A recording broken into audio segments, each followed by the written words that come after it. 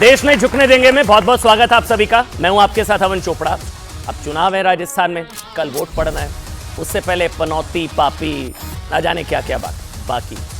हालांकि क्या ये विपक्ष की या मोदी विरोधियों की जीत की गारंटी भी है? मतलब हाथ वोट से खाली इसलिए मोदी को गाली, और क्या मोदी को पनौती कहकर इंडी गठबंधन ने चुनाव से पहले बचा कुचा भी गवा दिया है? आज यही सवाल रहेगा, क्योंकि देखिए पहले जब राहुल गांधी की तरफ से उस शब्द का इस्तेमाल किया गया तो ज्यादा गंभीरता से नहीं लिया गया।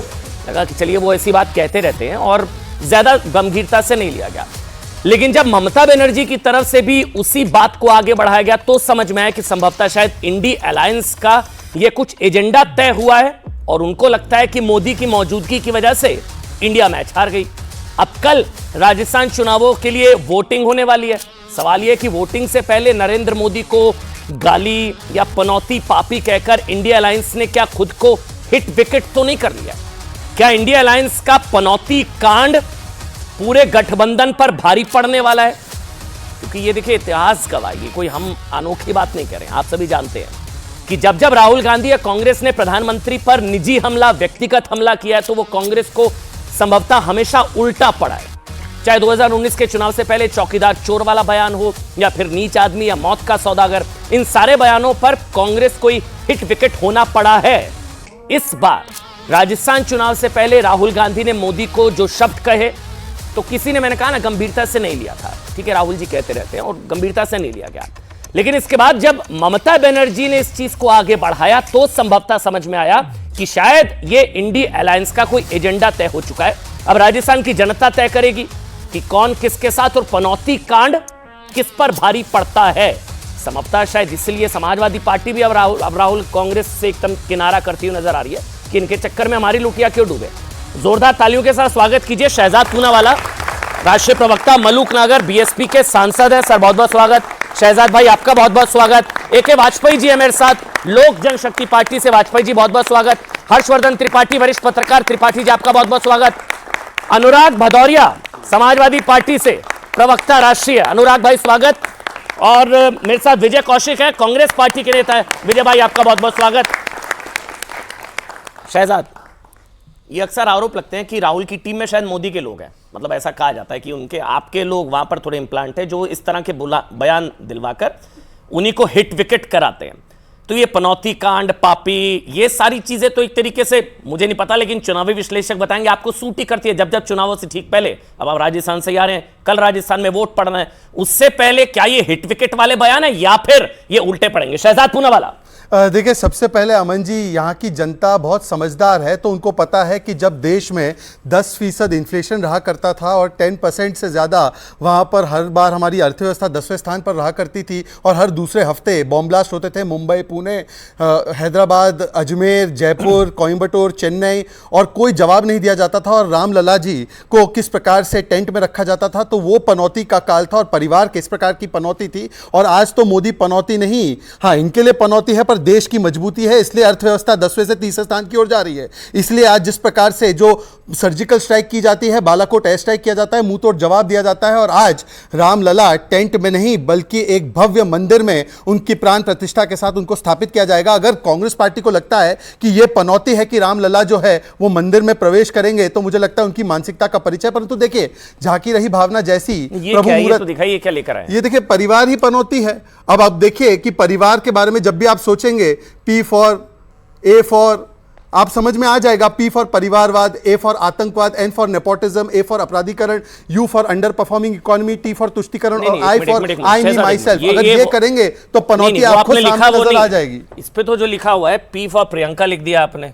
अब आप भी तो वही कह रहे हैं, R का A आपने, पनौती का A राहुल, सोनिया का क्या? ये अच्छा, मैंने देखा नहीं, आप ही लेकर। चलिए, एनीवे, मुझे लगता है कि ये तो सहयोग की बात है कि उनके नाम में ही पनौती है, परंतु वो अलग विषय है। आज देखिए ये क्या मानसिकता है, ये दरअसल बपौती वाली मानसिकता है कि प्रधानमंत्री पद मेरे परिवार की बपौती, और अगर कोई चाय वाले परिवार से आ जाता है, कोई गरीब पृष्ठभूमि वाला, कोई ओबीसी प्रधानमंत्री बन जाता है, तो मैं पीएम पद को भी गाली दूंगा। उन्होंने क्या कहा, पीएम मतलब पीएम पोस्ट को, मतलब 140 करोड़ जनता के जो प्रतिनिधित्व करते हैं उनके पोस्ट को उन्होंने कहा, मोदी को नहीं कहा। मोदी को तो रोज गाली देते हैं, रोज उन्होंने 90 से ज्यादा गालियां दी है। हिटलर की मौत, कब्र खुदेगी मोदी की, मोदी तू चाय बेच, गंगू तेली, ये सारी बातें कही है। परंतु आज सवाल यह बनता है कि ये कैसी मानसिकता है। दो बातें इसमें छोटी कहूंगा। एक तो पनौती जो शब्द है, ये कोई साइंटिफिक शब्द नहीं, ये अवैज्ञानिक है। हम क्या ये कहना चाहते हैं कि भारतीय क्रिकेट टीम 10 मैच जीती तो वो गुड ओमेन की वजह से जीती, और 11वां मैच हारी तो पनौती की वजह से हारी। दूसरा, पनौती शब्द इस्तेमाल किसके लिए किया जाता था?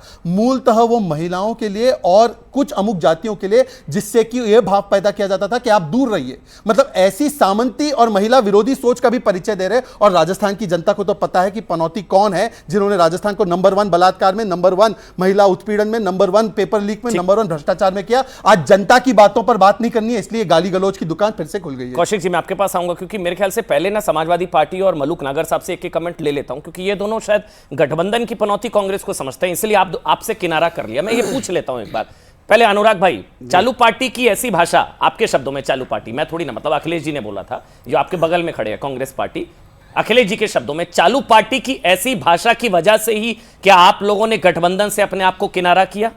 देखिए, और कांग्रेस को क्या गठबंधन की पनौती मानते हैं इसलिए आप अलग हो गए? अनुराग भाई देखिए, मैं एक बात तो हमेशा से मानता हूं कि राजनीति में भाषा की मर्यादा होनी चाहिए, चाहे किसी भी दल का कोई व्यक्ति हो, भाषा की मर्यादा को कायम रखना चाहिए। चालू मर्यादित है? नहीं, सुन तो लीजिए, मैं अपनी बात चालू कहा था, चालू मर्यादित है। चालू और दूसरे शब्दों में बहुत फर्क है। अच्छा, चालू मर्यादित है? बिल्कुल मर्यादित है। चालू मर्यादित, चालू कोई गाली नहीं है। ठीक है, राहुल जी चालू नेता है क्या? जब चालू पार्टी, बात सुनिए, मैं अपनी बात कह लूं। सवाल यह है कि जब से भारतीय जनता पार्टी सत्ता में आई है, आपने भाषा को, देश की जो राजनीतिक भाषा को बिगाड़ा है, बिगाड़ने की जिम्मेदारी इन्हीं के ऊपर जाती है, क्योंकि इन्होंने ही भाषा को जिस तरह से हर चीज के अंदर में जाति धर्म को जोड़ देते हैं। अरे भाई, आप देश के अंदर में विकास की राजनीति क्यों नहीं करते? अभी बोला गया कि पहले 10% ठीक है हुआ करती होगी, लेकिन मैं तो सवाल पूछता हूं, आप कह रहे हो 3, अभी हमारी इकोनॉमिक जो स्थिति है अभी तीसरे पायदान पे विश्व में आ जाएगी। अच्छी बात, आना भी चाहिए, हम चाहते तो एक पायदान पे आ जाए, लेकिन उस पायदान का दिखाना तो हमें दिखाई तो पड़े। आज भी आदमी महंगाई से जूझ रहा है। अभी कौन से पायदान पर है? अभी कह रहे हैं चौथे पे आ गई, तीसरे की तरफ बढ़ रही है। तो मैं कह रहा हूं, हम कह रहे हैं, पांचवें पर है ना शायद सर। $4 खरब हमारी के मुंह में सर घी। अब ये समाजवादी पार्टी से स्नान को दे दीजिए।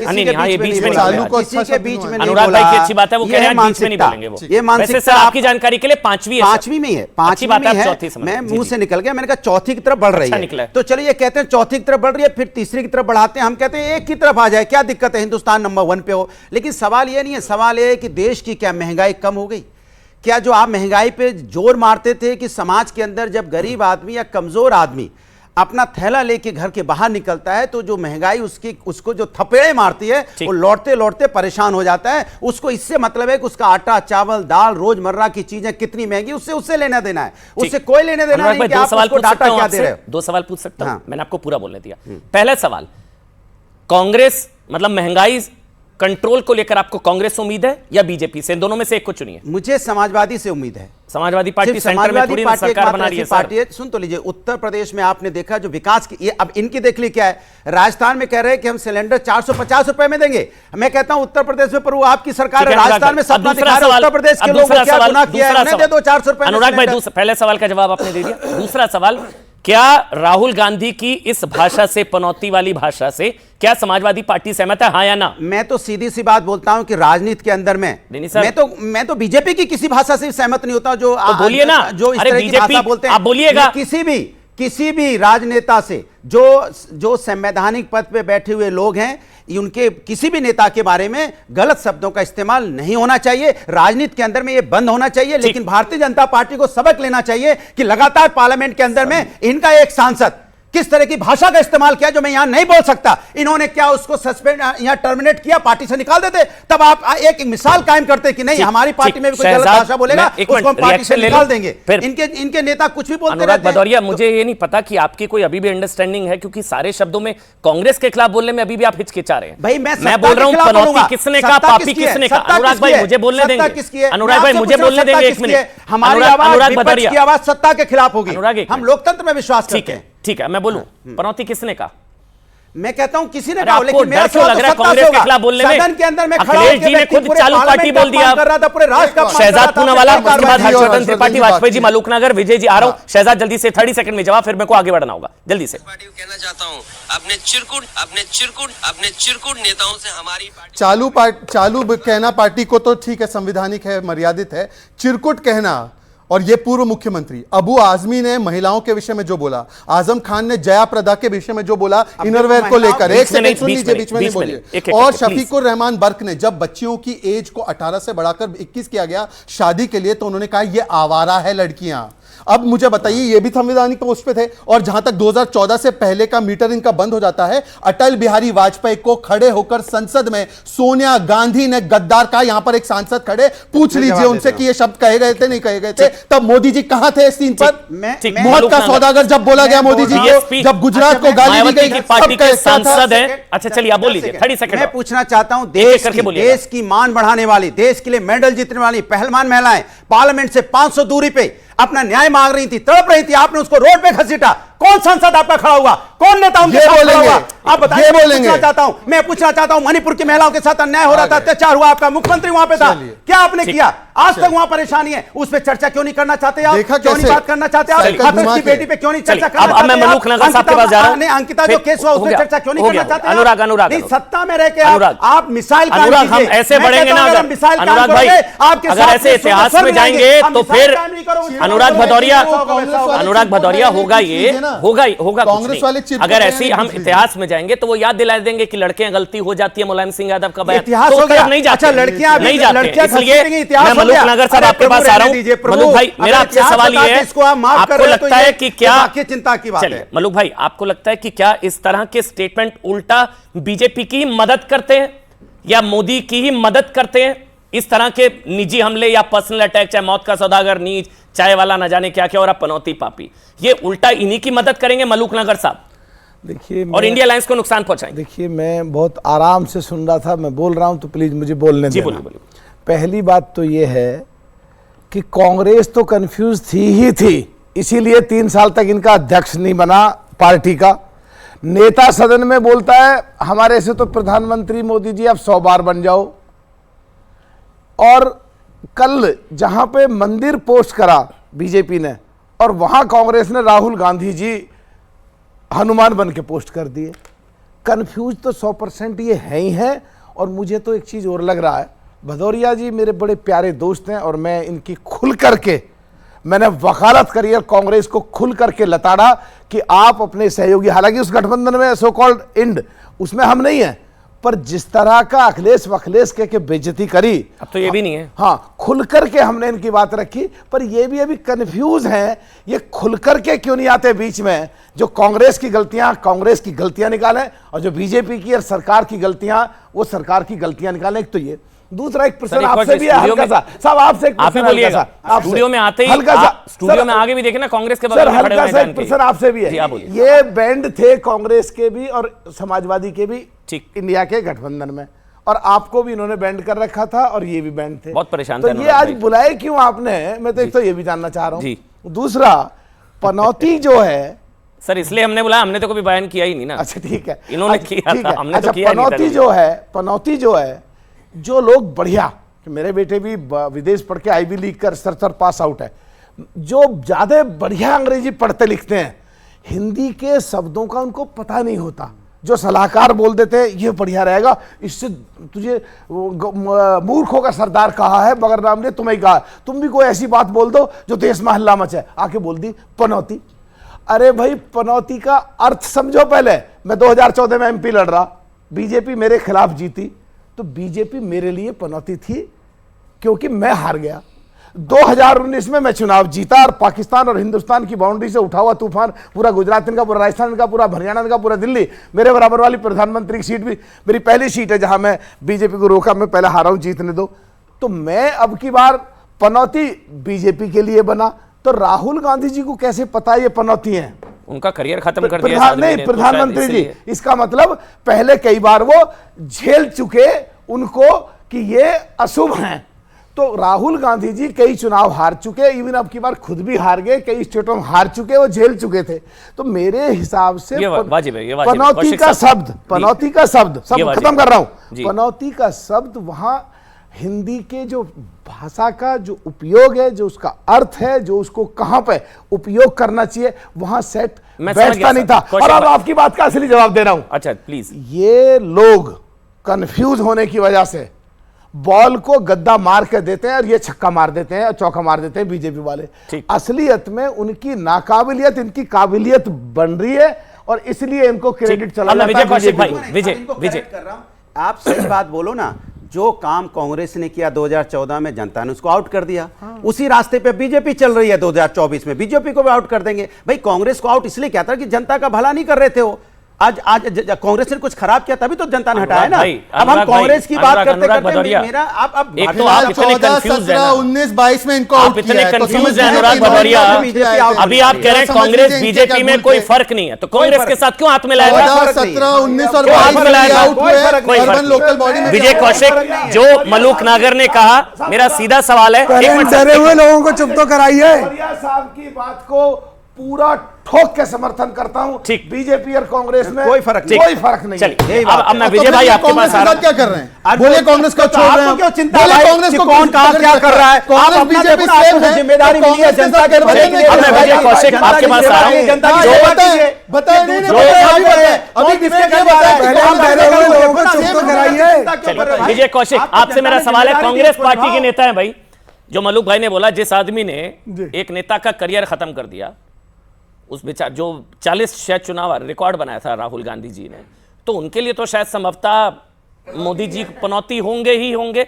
इसलिए बार बार मतलब मोदी फोबिया, इसलिए मोदी पनौती, क्योंकि करियर ही लगभग खत्म हो गया। एक आदमी ने खत्म कर दिया शायद 40 चुनाव और रिकॉर्ड, सारी चीजें। नहीं विजय भाई जी, देखिए देश की जनता, नहीं अमन भाई, आपने कह दी, आपने सवाल कर दिया और मैं देश की जनता के सामने साबित करूंगा कि देश के माननीय प्रधानमंत्री किस तरह से इस देश के लिए पनौती साबित हुए हैं। ऑन रिकॉर्ड साबित करूंगा। 2014 में क्या कहा था? अच्छे दिन आएंगे, देश के बुरे दिन आ गए। इन्होंने कहा 2 करोड़ रोजगार हर साल दूंगा। ऑन रिकॉर्ड 2 करोड़ रोजगार हर साल छीनने का काम मोदी सरकार ने किया है। इन्होंने कहा था कि विदेशों से काला धन वापस लेकर आएंगे। विदेशों में काला धन बढ़ा है भारतीयों का, ये सब ऑन रिकॉर्ड है। मोदी जी जो कहते हैं उल्टा होता है। और पनौती का इससे बढ़िया लक्षण क्या होगा कि माननीय प्रधानमंत्री जी कहते हैं कि जब हम सर्जिकल स्ट्राइक करने जाएंगे हमारे जहाज तो बादलों में छुप जाएंगे, तो रडार की पकड़ में नहीं आएंगे।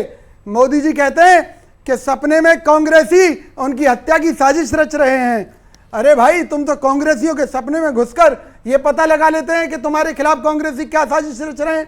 तो ऐसे प्रधानमंत्री जिनको बनाया प्रधानमंत्री, नाम के आगे कभी लिख लेते हैं चौकीदार, कभी लिख लेते हैं कुछ, कभी लिख लेते हैं कुछ। तो भैया मोदी जी, आप खुद कंफ्यूज हैं। खुद के प्रचार पर हजारों करोड़ रुपए देश का खर्च कर चुके हैं। 81 करोड़ लोग आपके 5 किलो गेहूं पर जिंदा हैं, ये खुद आप मानते हैं। और पनौती शब्द को लेकर जो भाजपा के लोग आंसू बहा रहे हैं ना, रो रहे हैं, अभी उनके प्रवक्ता जगह जगह पोस्टर लेकर घूम रहे हैं कि कांग्रेस के नेता पनौती हैं। अरे भाई, पनौती वो है जिसके कारण इस देश की अर्थव्यवस्था रसातल में जा रही है। पनौती वो है जिसके कारण 81 करोड़ लोग 5 किलो गेहूं जीवन यापन पर जिंदा हैं। कहां पहुंचा दिया आपने देश को? विजय जी एक जो कहा बीजेपी ने उल्टा हुआ उसका। विजय जी आपने बोला, मैंने बीच में नहीं टोका, लेकिन आपने बोला अर्थव्यवस्था रसातल में जा रही है। जा रही है। साबित कर दीजिए। हाँ, साबित कर देता हूं। नहीं कर पाएंगे तो पनौती फिर नहीं कर पाया। सुनो मेरी बात, राजनीति छोड़ दूंगा। सुनो, आपको पता है अगर नहीं 5वीं सबसे बड़ी अर्थव्यवस्था 5वीं है ना? अरे सुन तो, अच्छा, इस वक्त जीडीपी कितनी है? अगर मैं साबित नहीं कर पाया, राजनीति छोड़ दूंगा। अभी आप स्टूडियो छोड़ देंगे। जीडीपी कितनी है ना? इस वक्त जीडीपी कितनी है? जीडीपी छोड़िए, जो छोड़ दो।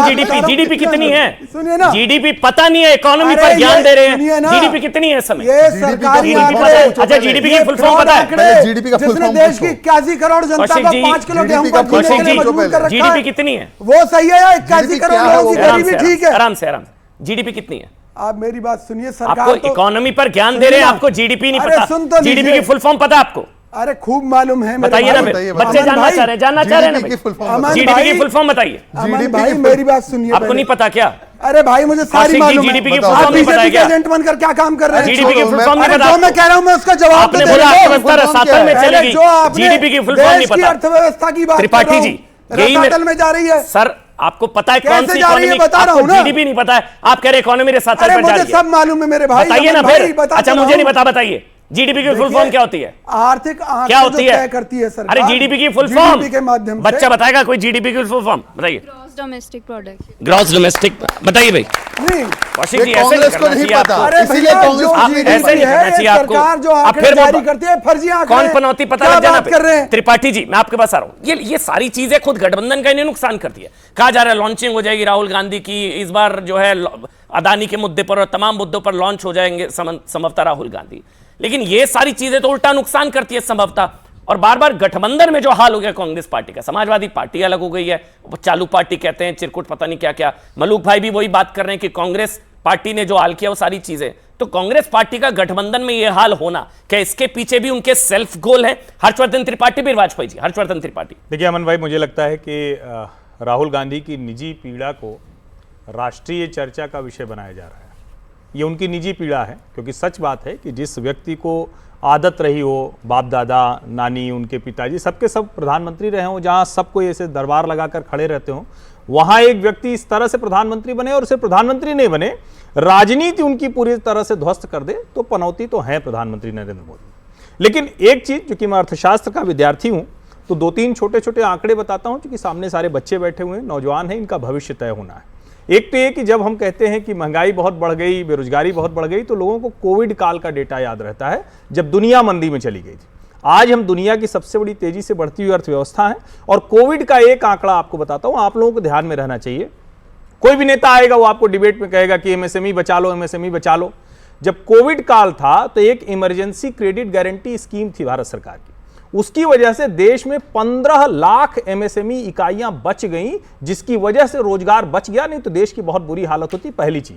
दूसरी बात, जिस महीने हम नवंबर में खड़े हैं, अक्टूबर की महंगाई दर है 4.87%।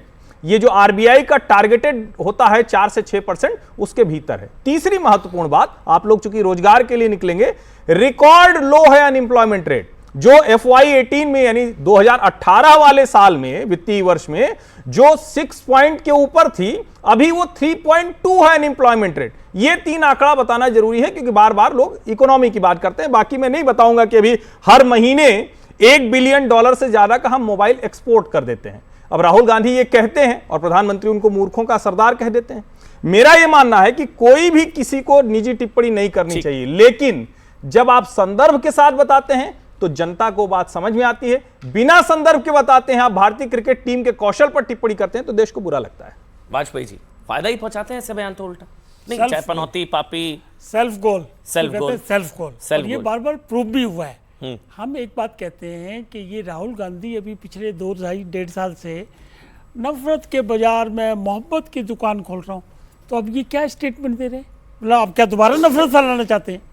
मतलब कंट्राडिक्ट है, जनता देख रही। मूर्खों का सरदार भी तो वहां से कहा जाता है। मूर्खों का सरदार तो देखिए, ये कोई गाली तो है नहीं, ये तो कहो गाली है मूर्खों का सरदार। मूर्ख तो हम अपने स्टाफ को भी कहते हैं, अरे काम ठीक से क्यों नहीं करता, मूर्ख हो गया क्या?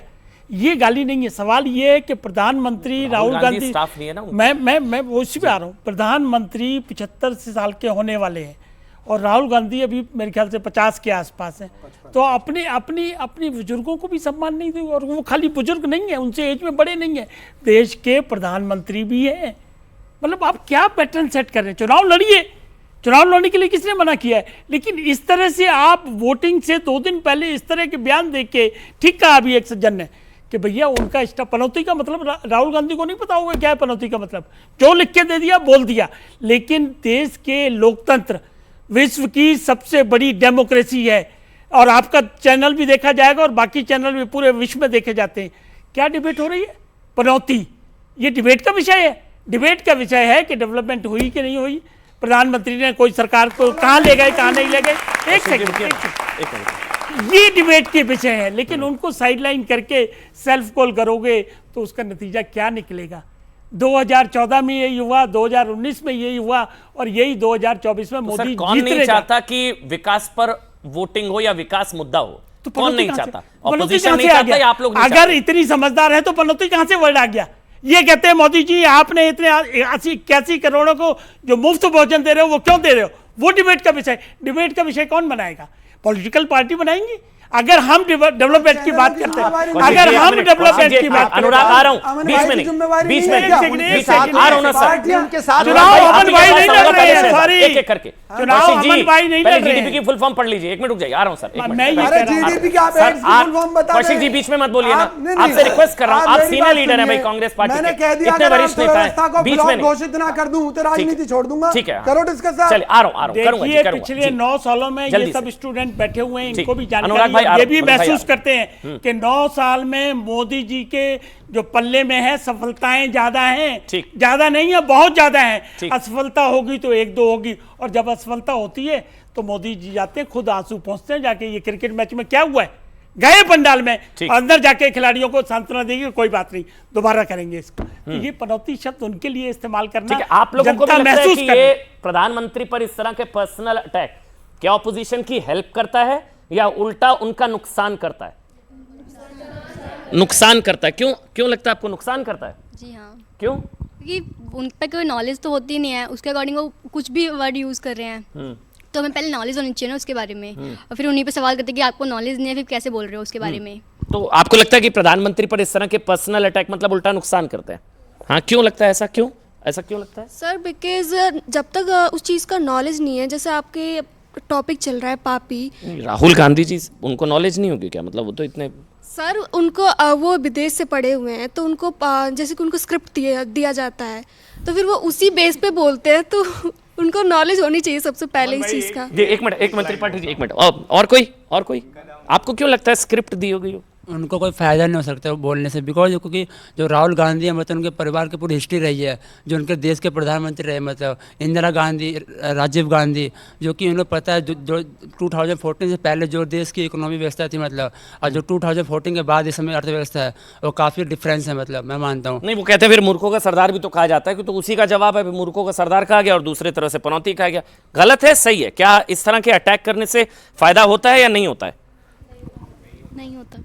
मतलब अगर प्रधानमंत्री नरेंद्र मोदी को ऐसे कहा जाएगा तो नुकसान होगा ऑपोजिशन का? हाँ। क्यों होगा? नुकसान होगा। और मोदी पर ऐसा पर्सनल अटैक करना ऑपोजिशन को नुकसान करता है? हाँ। ठीक, अब बताइए, एक मिनट शहजाद, अब बताइए शहजाद। एक लाइन बोल दूं। हाँ बोलिए सर, एक मिनट। जो ये सारे नौजवान कह रहे हैं, अनुराग भाई, कांग्रेस पार्टी में एक समय में जहां जनार्दन द्विवेदी, AK एंटनी, गुलाम नबी आजाद, ऐसे आप बड़े बड़े दिग्गज नेताओं की बात करनी जो सही में सलाहकार थे, आज कौन उनको सलाहकार दे रहा है? जो हर जगह से किनारे कर दिए गए कम्युनिस्ट हैं, जिनको देश के ऊपर, देश की संस्कृति के ऊपर, देश के सम्मान के ऊपर टिप्पणी करने में संकोच नहीं होता, वो राहुल गांधी की सलाहकार है। असली संकट वहां। मुझे एक चीज इसमें, शहजाद भाई आप ही के पास आ रहा हूं, अब आप ही से सवाल है मेरा, मतलब हैरानगी होती है कि शुभ अशुभ, विश्वास अंधविश्वास की बातें वो लोग, ये तो शायद हिंदू धर्म में सनातन में होता है ना शुभ अशुभ, जो लोग शायद सनातन की समाप्ति की बात करते हैं, प्रभु राम में विश्वास नहीं रखते हैं और हिंदू ग्रंथों को नफरती बताते हैं, उनका कम से कम शुभ अशुभ और विश्वास अंधविश्वास में अब वो बात कर रहे हैं, यही शायद पहला स्वागत होना चाहिए। लेकिन शहजाद पूनावाला, देखिए अभी दो बातें हैं। एक तो मैं आपको संदर्भ की बात की हर्षवर्धन जी ने, जो प्रधानमंत्री मोदी जी ने कहा, आपने पूरे किसी ने सुना नहीं, सुनिए। कल एक महाज्ञानी कांग्रेस के महाज्ञानी बोला और उसके बाद बोला अरे मूर्खों के सरदार, दोनों शब्द बोले और कांग्रेस के तो महाज्ञानी बोला, परंतु जनता ने केवल मूर्खों का सरदार राहुल गांधी को समझ लिया। तो ये राहुल गांधी की प्रॉब्लम है, ना कि प्रधानमंत्री की। राहुल गांधी को तो प्रधानमंत्री ने महाज्ञानी बोला था, अब बताइए बोला था कि नहीं बोला था। दूसरी बात, ये जो पनौती शब्द है, अभी जो इसमें विशाल जी जो जीडीपी का फुल फॉर्म नहीं बता पा रहे, ये सारे संदर्भ जोड़ रहे हैं, परंतु उन्होंने मैच के विषय में, एक सेकंड बीच में बोलिए विजय जी, बीच में नहीं, विजय जी आप बीच में मत बोलिए, आप अपना समय बीच में वो नहीं बोलेंगे, आप चुप रहिए, विजय जी बीच में मत ऐसे। एक मिनट रुकिए ना, आप सीनियर लीडर हैं, आप सीनियर लीडर हैं विजय जी, बीच में मत बोलिए, मैं ऑडियो बंद कर दूंगा सर। अनुराग भदौरिया बीच में नहीं बोल रहे हैं, आज आपको पता नहीं क्या हो गया। रुक जाइए एक मिनट, आप उनके बीच में मत बोलिए, वो आपके बीच में नहीं बोलेंगे। अनुराग भदौरिया भी चुप खड़े हैं। विजय जी अब बोल रहे हैं, बस करिए ना सर, विजय जी जो आप बोल रहे हैं, कांग्रेस पार्टी के महाज्ञानी ने यह कहा था कि मैच देखने गए और मैच में पीएम मतलब पनौती मोदी ने हरवा दिया। ये मोदी पर नहीं, ये हमारे खिलाड़ियों की कार्यक्षमता और काबिलियत पर सवाल खड़ा करना है कि यदि कोई जीत रहा था तो वो केवल कोई शुभ अवसर था इसलिए जीत रहे थे, उनकी काबिलियत 10 मैच में नहीं जिता रही थी। तो ये वही करते हैं ना कि मोदी को और बीजेपी को गाली देते देते जनता को राक्षस, सेना को खून की दलाली और कभी कभी प्रधानमंत्री पद को भी नहीं बख्शते। हमारा सवाल यह है कि क्यों आप लोग मोदी पर हमला करते करते देश के संस्थानों पर हमला करते हैं। मैं इसलिए सवाल पूछ रहा हूं जो हर्षवर्धन त्रिपाठी ने अभी शब्द का इस्तेमाल किया कि राहुल गांधी की निजी खुन्नस को राष्ट्रीय मतलब राष्ट्रीय विवाद का मुद्दा नहीं बनाना चाहिए। मैं भी नहीं बनाता त्रिपाठी जी, मैंने ओपनिंग एंकरिंग में भी आज यही बोला, जो राहुल गांधी ने कहा तो किसी ने गंभीरता से नहीं लिया, लेकिन जब ममता बनर्जी ने भी पापी कहा तो लगा तो शायद इंडिया अलायंस का संभवतः ये कॉमन मिनिमम प्रोग्राम तय हो गया है। मोदी को जो ज्यादा बड़ी गाली देगा संभवतः वही पीएम का फेस होगा। तो क्या इसकी वजह आप लोग हैं या अखिलेश जी जिम्मेदार है और मायावती जिम्मेदार है? कौन कांग्रेस पार्टी के बारे में क्या कह रहा है हम इसकी परवाह नहीं करते। ये वही मोदी जी हैं जो बार बार ये कहते हैं कांग्रेस मुक्त भारत। असल में तो वो गांधी परिवार को मिटाना चाहते हैं, खत्म करना चाहते हैं। ये कांग्रेस के बी टीम आ गई, ये समाजवादी कांग्रेस की बी टीम है क्या? कांग्रेस की गालियों को एक्सेप्ट कर लिया क्या समाजवादी ने? अनुराग भदौरिया समाजवादी पार्टी के राष्ट्रीय प्रवक्ता है, वो डिबेट में क्या कहे, राजस्थान में कांग्रेस की सरकार दोबारा आनी चाहिए। बिल्कुल बीजेपी आनी चाहिए, कांग्रेस की सरकार आनी चाहिए, कौन जीते बीजेपी आनी चाहिए।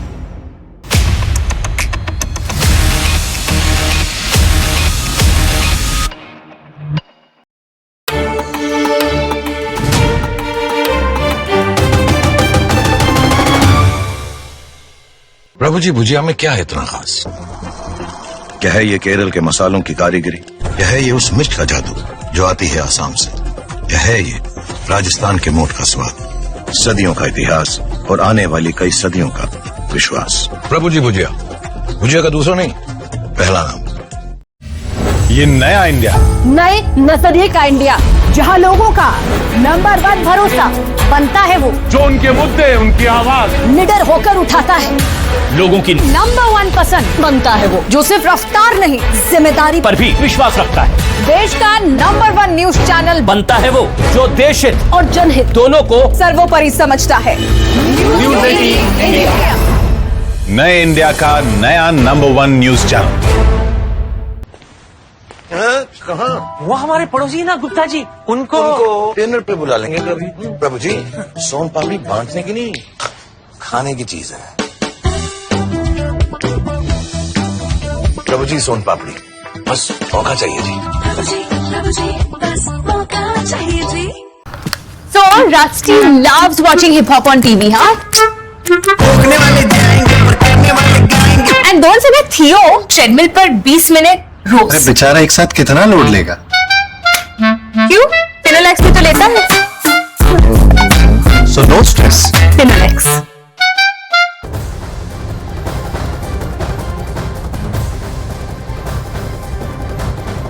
उत्तरकाशी में सिलक्यारा टनल में फंसे मजदूरों की सलामती के लिए वहां आसपास रहने वाली महिलाओं ने प्रार्थना की। महिलाओं ने सिलक्यारा टनल के बाहर पहुंच करके सभी मजदूरों के सकुशल बाहर आने की कामना की है, पूजा अर्चना की है, लगातार प्रभु से वो प्रार्थना करती दिखाई दी। भगवान से प्रार्थना करके बाहर आ जाए। क्या लगा, दुख हो रहा था जब ये फंस गए थे? दुख हो रहा हमको, दुख हो रहा हमको। आप गांव से पैदल चलकर आई हैं? चल कर आए। क्या क्या देखने के लिए आई हैं? और उनको देखने के लिए आए कि बच जाए, वहाँ से बाहर आ जाएं। आप भी आई हैं, ये गांव में भी चर्चा हो रही है कि यहाँ पर मजदूर फंसे हुए हैं। हाँ भैया, सारा ही हो रही है चर्चा। तो गांव के लोग क्या कह रहे हैं? सब यही कह रहे हैं कि बाहर निकल जाना चाहिए उन्हें। आज तक बहुत दिन हो गए, अभी तक उन्हें बाहर नहीं निकाला गया। 13वां दिन है आज। अब आप क्या भगवान से प्रार्थना कर रही हैं, दुआ कर रही हैं? हाँ जी, आज निकल जाना चाहिए उन लोगों को बाहर। क्या लगता है अगर कोई व्यक्ति अपने घर में इतने दिन कैद रहे तो उसके सामने दिक्कत होती है? यहाँ पर टनल में 41 मजदूर 13 दिन से फंसे हुए हैं। हाँ भैया, दुख हो रहा है आपको? हाँ। क्या भगवान से क्या प्रार्थना कर रहे हैं? प्रार्थना बाहर आ जाए। भगवान से ये प्रार्थना कर रहे हैं कि आप क्या कहेंगी? जल्दी से बाहर निकाल जाए, मजदूरों को बाहर आना चाहिए। हाँ जी। सरकार और एजेंसियां काम कर रही हैं, आपको लग रहा है बेहतर काम हो रहा है? हाँ जी। आप क्या कह रही हैं? बेहतर काम हो रहा है, बाहर निकाले उनको जल्दी से जल्दी, अपने घर पहुंच जाए बस। और इधर उत्तरकाशी टनल में रेस्क्यू ऑपरेशन तेज कर दिया गया है। ऑगर मशीन का प्लेटफॉर्म सही हो गया है, जिसके बाद मुड़े पाइप को काटने का काम अब शुरू हो गया है, जिसका एक वीडियो भी सामने आया है। वीडियो में बड़ी संख्या में रेस्क्यू टीम के लोग आपको दिखाई देंगे, जो तेजी के साथ जल्द से जल्द मजदूरों तक पहुंचने की कोशिश करते नजर आए हैं। सुरंग के अंदर पाइप की कटिंग की जा रही है ताकि जल्द से जल्द मजदूरों को बाहर निकाला जा सके। इसके लिए मैनुअल ड्रिलिंग मशीन की भी मदद ली जा रही है। तो ये जो वीडियो आप देख रहे हैं, ये ऑगर मशीन का प्लेटफॉर्म सही करते हुए मशीन की तस्वीरें हैं। दो तस्वीरें आपके सामने, एक सुरंग के अंदर की तस्वीर है और दूसरी सुरंग में ड्रिलिंग शुरू कर दी गई है। ऑगर मशीन जिसके जरिए जो पाइप है उन्हें आगे धकेला जाता है, उसका प्लेटफॉर्म फिर से ठीक किया गया और उसके बाद में फिर से ऑगर मशीन अब काम करना शुरू कर देगी और उसके बाद जो बचे हुए पाइप्स हैं, 3 से 4 पाइप्स और लगाने हैं मजदूरों तक पहुंचने के लिए, उन्हें जोड़ना शुरू किया जाएगा।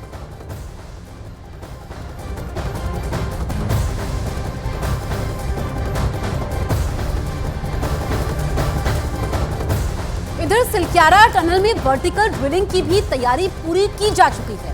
वर्टिकल ड्रिलिंग के लिए मशीनें पहुंच चुकी है और टनल के ऊपरी हिस्से से ड्रिलिंग के लिए सड़क भी तैयार की जा चुकी है। इंजीनियर्स को इंतजार है तो बस अब प्रशासन के आदेश का।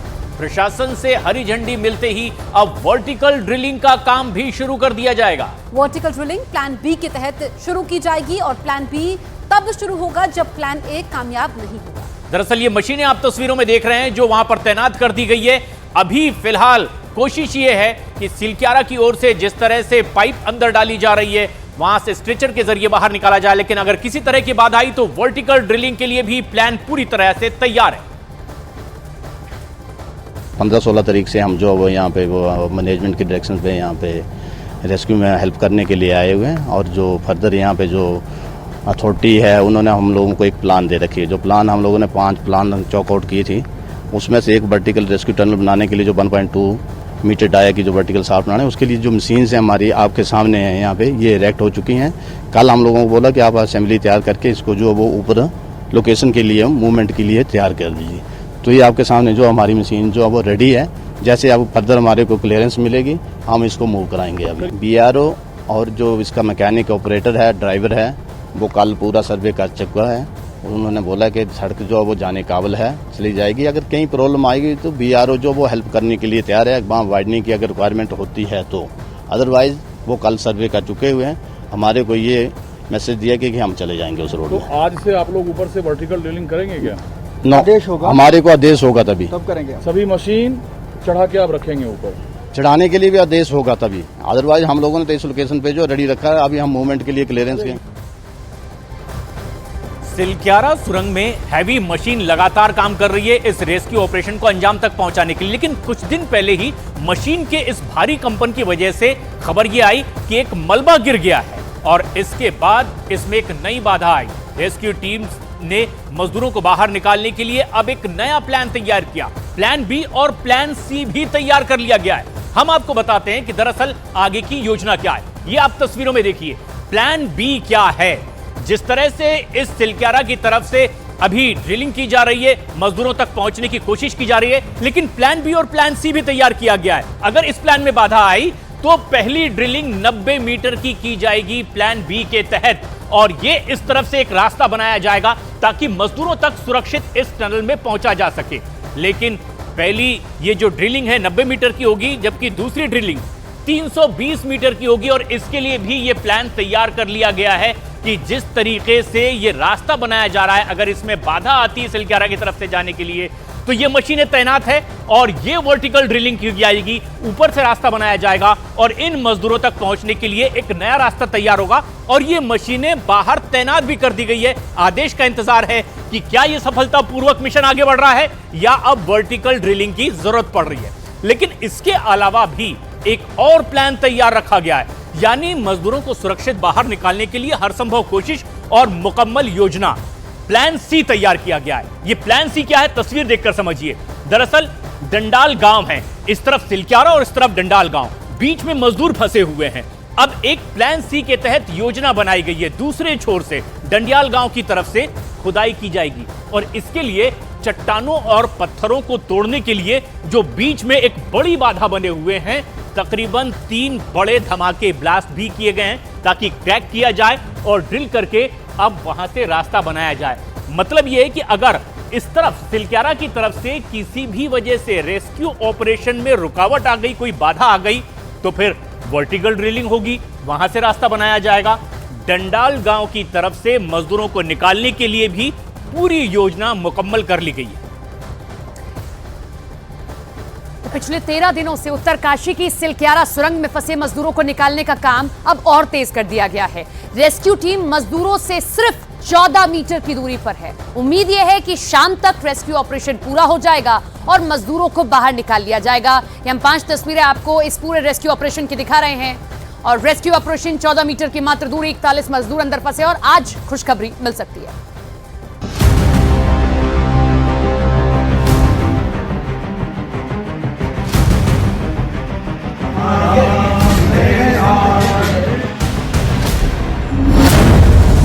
जिंदगी की जंग, हौसला बुलंद।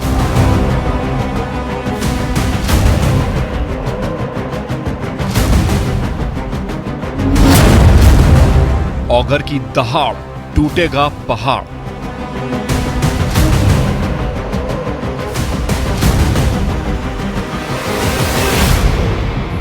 सिलक्यारा सुरंग में फंसे 41 मजदूरों को निकालने के लिए मैराथन जंग में हर पल एक नई फतह हासिल हो रही है। हर बीतते वक्त के साथ बचाव कर्मियों का दल लगातार आगे बढ़ रहा है। ड्रिल भले ही बीच बीच में रुक रही है, लेकिन काम नहीं रुक रहा है और मजदूरों तक पहुंचने की कोशिश लगातार जारी है। इस पहाड़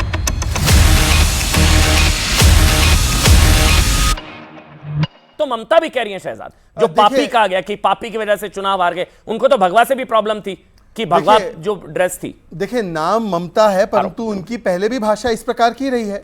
वो ऐसी व्यक्ति है जिन्होंने कहा कि मैं प्रधानमंत्री को पत्थर वाले रसगुल्ले भेजूंगी ताकि उनके दांत टूट जाए। उन्होंने कहा कि मैं इस प्रधानमंत्री को अपने देश का प्रधानमंत्री नहीं मानती।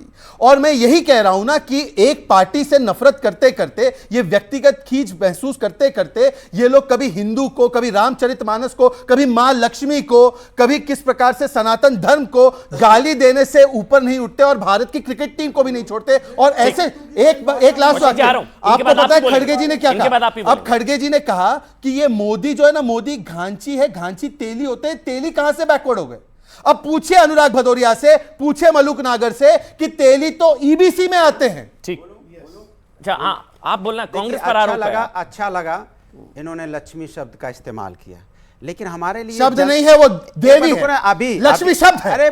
मैं मुसलमान हूं भाई, आप हिंदू हो, कम से कम लक्ष्मी को शब्द नहीं बोलते, लक्ष्मी शब्द है। अब अनुराग आज बीच में नहीं बोल रहे हैं, इसलिए लक्ष्मी शब्द है तो मेरे दिल को बोलने दीजिए। लक्ष्मी को बाहर का रास्ता बोल लूं। विजय, अनुराग भदौरिया, फिर मलूक नागर और विजय। अच्छी बात है, लक्ष्मी जी की बात ये कर रहे हैं, लेकिन ये भूल जाते हैं जो बेटियां हमारी होती हैं वो लक्ष्मी रूपी होती हैं। वो आपके 100 डायल में काम करती हैं, मात्र 12,000 से कह रही थी मेरी सैलरी 16,000 कर दो। वो धरने पे बैठी हैं, लगातार बैठी रही। दिवाली के दिन वो माँ रूपी हमारी लक्ष्मी बेटियां बाहर धरने पे बैठी रही, लेकिन बीजेपी की सरकार के कान में जू नहीं रखा। दिवाली उन्हों को बाद में हम लोगों ने उनकी दिवाली मनवाई उनके साथ जाके। समाजवादी पार्टी के राष्ट्रीय अध्यक्ष ने अपने घर में उनको बुला के दिवाली मनाई, लेकिन सरकार के कान में जू नहीं रखा। तो फिर आप किसकी बात करते, मुझे समझ में नहीं आता। मलूक भाई, मेरा आपसे सवाल है, लेकिन ये कहते हुए कि आज समाजवादी पार्टी मुफ्त राशन के खिलाफ है 80 करोड़ लोगों को, ये शायद संभवतः हैरानगी वाली चीज है। मलूक नागर, नहीं, हाँ, मलूक, अभी आप फिर अब आप मेरे से सवाल पूछेंगे तो मैं पलट कर पूछूंगा ना आपसे। आपने महालक्ष्मी का जिक्र किया, बताइए ना, सवाल पूछा शहजाद पूनावाला ने, गायत्री प्रजापति की पीड़ित को भी क्या घर बुलाया था? सरकार से पूछे ना, सरकार ने क्यों नहीं उसके पीछे? मलूक नागर, सरकार पूछेंगे, सवाल पूछेंगे। सर, गायत्री प्रजापति की पीड़ित को भी घर बुलाया था क्या?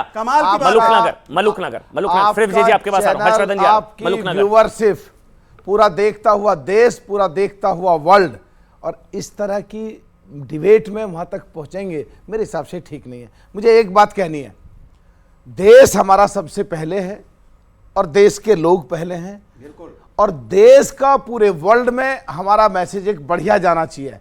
सरकार में रहते हुए, सरकार के सबसे वरिष्ठ संविधान पद पर रहते हुए माननीय प्रधानमंत्री जी भी अगर किसी को मूर्खों का सरदार कहते हैं बगैर नाम लिए, और राहुल गांधी वो कह रहे हैं उन्होंने महाज्ञानी कहा था। हाँ, महाज्ञानी तो कहते हैं का सरदार क्यों अच्छा पकड़ा? और अगर पनौती शब्द का इस्तेमाल होता है और जो हम लगातार 10 मैच जीतते हुए आए और वो पहले ही डिप्रेशन में खिलाड़ी पहुंच रहे हैं, रो रहे हैं, उनके लिए अगर इस शब्दों का इस्तेमाल होता है और देश को जहां उनको देश चुन के भेज रहा है, वोट दे रहे हैं और उनको पनौती कह रहे हैं बजाय खुद के, क्योंकि खुद हारे हुए हैं। मलूक भाई मैं खत्म कर रहा हूं। प्लीज राजस्थान में वोट पड़ना है, मुझे एक बात बताइए सर। मैं खत्म कर रहा हूं।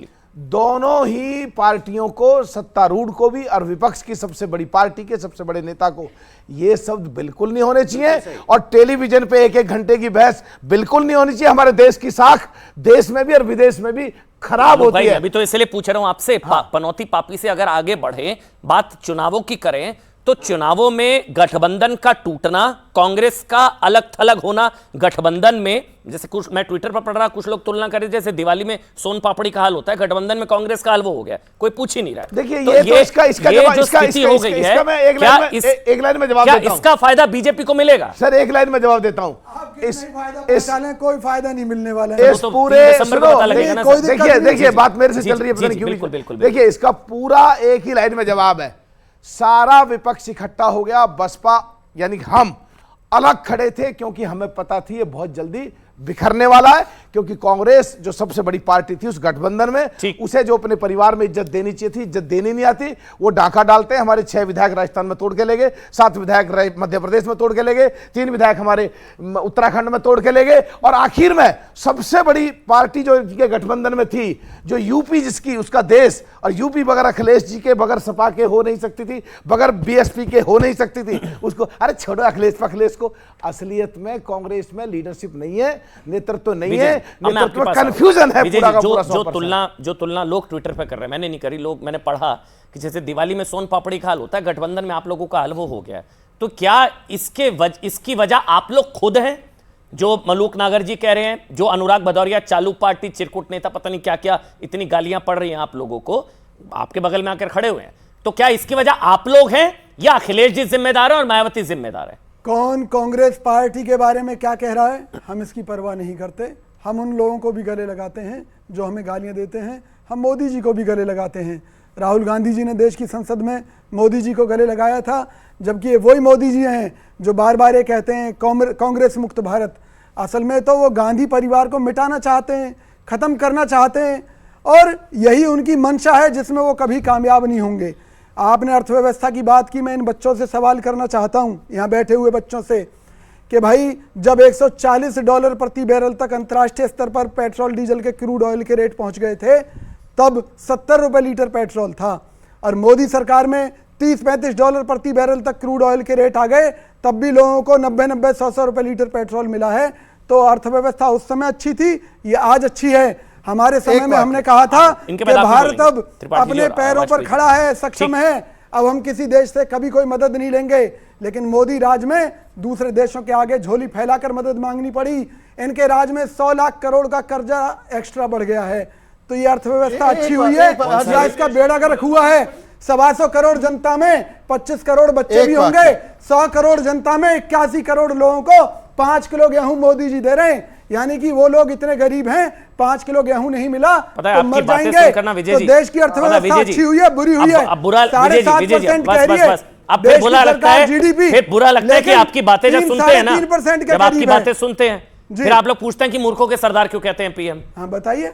फिर आपकी बातें सुनते हैं, फिर लगता है कि क्यों कहते हैं। अगर कोई एक भी कर्ज लेना पड़ा 100 लाख करोड़ का, ये हो गया, फिर आप कहते हैं मूर्खों का सरदार क्यों कहते हैं। 40 लाख अमन जी, त्रिपाठी जी बताएंगे। एक शहजाद, देखिए ऐसा है, जिनको लगता है राम जी ने 13 साल में वनवास काट लिया था, तो उनके बारे में क्या ही कहा जा सकता है, पर छोड़ देते हैं इस विषय को। उन्होंने कहा पेट्रोल के बारे में बहुत अच्छी बात उठाई। मैं तो मुद्दों पर ही बात करना चाहता हूं। मैं राजस्थान से कल होकर आया हूं, आज सुबह होकर आया हूं। राजस्थान में 1 लीटर पेट्रोल 108 रुपए का, बगल में गुजरात, उत्तराखंड, उत्तर प्रदेश में 97 रुपीस का। पूछे क्यों? पूछे क्यों? अच्छा सुन लीजिए, अरे सुन लीजिए भाई, बीच में मत बोलिए, बीच में मत बोलिए। अब ये आ गए इनके, ये कांग्रेस के बी टीम आ गई, ये समाजवादी कांग्रेस की बी टीम है क्या? कांग्रेस की गालियों को एक्सेप्ट कर लिया क्या समाजवादी ने? समाजवादी ने कांग्रेस की गालियों को एक्सेप्ट कर लिया क्या? अखिलेश सही बोला था क्या?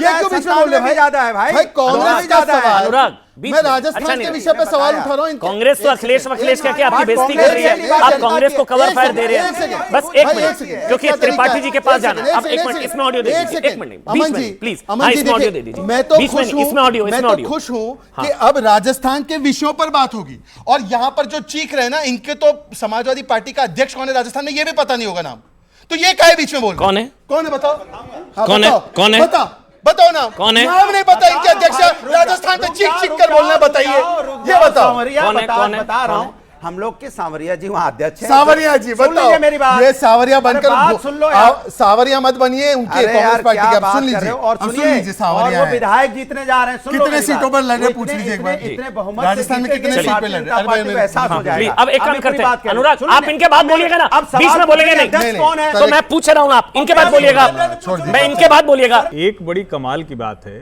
भारतीय जनता पार्टी को उसके नेता के ऊपर कोई भी अपमानजनक शब्द बर्दाश्त नहीं होता, वो उसका जवाब देते हैं। चौकीदार चोर है से लेके पनौती तक। कमाल की बात यह है कि समाजवादी पार्टी के नेता के ऊपर कोई भी टिप्पणी कांग्रेस करती है उसको बर्दाश्त करते हैं। ये बड़ा विचित्र है। अगर इतना मजबूर गठबंधन हो गया है तो फिर तो ये दिखता है कि नरेंद्र मोदी के सामने सचमुच इन लोगों का संकट बड़ा है, और इस तरह के शब्द हमेशा नुकसान करते हैं। चलिए अब बोलिए अनुराग, अब आप बोलिए अनुराग, बताइए, फिर मैं विजय जी आ रहा हूं, मलुक भाई और वाजपेयी जी आपके पास। देखिए, इन्होंने कहा कि राजस्थान में तुम्हारा क्या है। अरे भैया, मैं इस हिंदुस्तान का नागरिक हूँ, मेरी जिम्मेदारी बनती है राजस्थान में। वे बात सुनो, पूछे नंबर 1 क्यों है रेप में, पूछे पेपर लीक में नंबर 1 क्यों है, बेरोजगारी में नंबर 1 क्यों है? जवाब भाई सवाल गजब का है, सरकार उनकी है, सवाल हमसे पूछे हो गया, और बोल रहे थे अभी सत्ता पक्ष अनुराग इतना चिल्ला रहे हैं, इतना अगर आपने वहां बेटी पे अत्याचार हुआ था, बेरोजगारी इतनी ज्यादा थी, कितना आपने वहां पे मार्च निकाला, कितना हल्ला बोला, कुछ नहीं, टीवी डिबेट में चिल्लाते हैं। एक वीडियो दिखा दीजिए, आपने मार्च दिखाइए वीडियो, अभी एक से जनता को कि कितना बीजेपी ने वहां पे हल्ला मचाया, महंगाई के खिलाफ कितना वोट मांगा। आप वोट मांग रहे हैं वहां धर्म के नाम पे, आपने महंगाई के नाम पे वोट नहीं मांगा, बेटी के महिलाओं की सुरक्षा के नाम पे वोट नहीं मांगा। हम सीधा पॉइंट पर आते हैं ना, क्या राजस्थान में कांग्रेस रिपीट होनी चाहिए, हाँ या ना? देखिए, भारतीय जनता पार्टी को हारना चाहिए। अरे तो मतलब कांग्रेस रिपीट के पक्ष में? बिल्कुल, भारतीय जनता पार्टी क्या कांग्रेस की रिपीट के पक्ष में? अनुराग भदौरिया समाजवादी पार्टी के राष्ट्रीय प्रवक्ता है, वो डिबेट में क्या कहे, राजस्थान में कांग्रेस की सरकार दोबारा आनी चाहिए। बिल्कुल, बीजेपी हारनी चाहिए, कांग्रेस की सरकार आनी चाहिए, जो जीते, लेकिन बीजेपी हारनी चाहिए। कांग्रेस की सरकार आनी चाहिए, कांग्रेस जीतेगी, कांग्रेस जीते, लेकिन बीजेपी को हारना चाहिए। तो आप कांग्रेस के साथ हैं? बिल्कुल, जो कांग्रेस जीतनी चाहिए, अगर बीजेपी राजस्थान में कांग्रेस जीतनी चाहिए। देखिए, अभी कांग्रेस के हमारे साथी ने पेट्रोल की बात करी थी, ठीक, और बोले अर्थव्यवस्था जब अच्छी थी अब अच्छी थी 70 रुपए की।